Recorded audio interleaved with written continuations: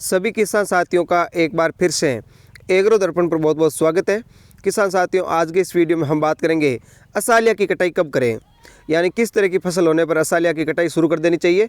तो यहाँ पर आप देख सकते हैं फसल जो हमने इसकी कटाई शुरू कर दी है और आज ही इसकी कटाई शुरू की है। ये 4 महीने की फसल होती है, तो इस हिसाब से देखें तो 2-4 दिन कम है या 4 महीने से, लेकिन हमने इसकी कटाई शुरू कर दी है। तो आप यहाँ पर देख सकते हैं इसकी कटाई है वो हाथ के द्वारा भी कर ली जाती है और रीपर मशीन के द्वारा भी इसकी कटाई की जाती है। तो आप जैसा उचित समझे उस हिसाब से कटाई कर लेवे। तो यहाँ पर आप देख सकते हैं ये हाथ के द्वारा कटाई की जा रही है।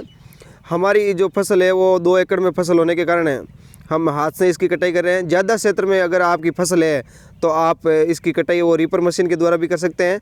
और जब भी कटाई करें तो इसके ज़्यादा सूखने के बाद में कटाई ना करें।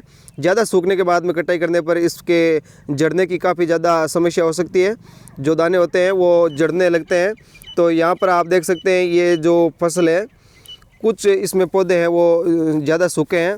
तो मैं आपको इसको मसल करके बता देता हूँ। ये देखिए, ये जो लाल लाल दाने हैं वो अब निकल कर के आए हैं। तो जब इस तरह से पूरे दाने निकलने स्टार्ट हो जाते हैं तो उससे पहले आपको थोड़ी कटाई कर लेनी चाहिए। जब फसल का रंग भूरा पड़ जाता है, पीला पड़ जाता है, उसी समय इसकी कटाई स्टार्ट कर देनी चाहिए। ज़्यादा सूखने के बाद में इसकी कटाई करने से थोड़ा सा जड़ने का डर रहता है।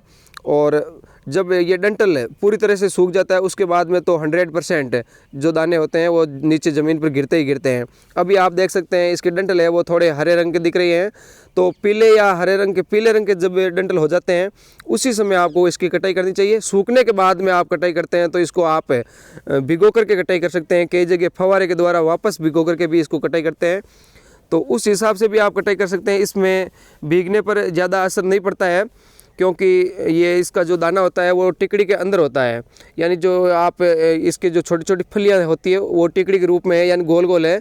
तो इस हिसाब से उनके अंदर होने के कारण ऊपर खोली रहती है। तो इसमें कोई ज़्यादा नुकसान नहीं रहता है, पानी अंदर नहीं जाता है। और तो आप ज़्यादा सूख जाता है तो कई बार उस हिसाब से भी कटाई कर सकते हैं। और वैसे फसल को ज़्यादा सुखाना नहीं चाहिए और ज़्यादा कच्चा भी नहीं काटना चाहिए। कई बार देखते हैं लोग ज़्यादा फसल को कच्ची काट लेते हैं तो उससे भी नुकसान हो जाता है, क्योंकि जो बीज बनता है वो हल्का बनता है बाद में। तो यहाँ पर आप देख सकते हैं ये फसल है जिसकी कटाई हमने आज ही स्टार्ट की है और यहाँ पर ये कटाई की जा रही है। हम हाथ के द्वारा काट रहे हैं। और जब असालिया की जो फसल होती है ये इसको आप पानी पिलाते हैं तो उस समय भी आपको थोड़ा ध्यान रखना चाहिए।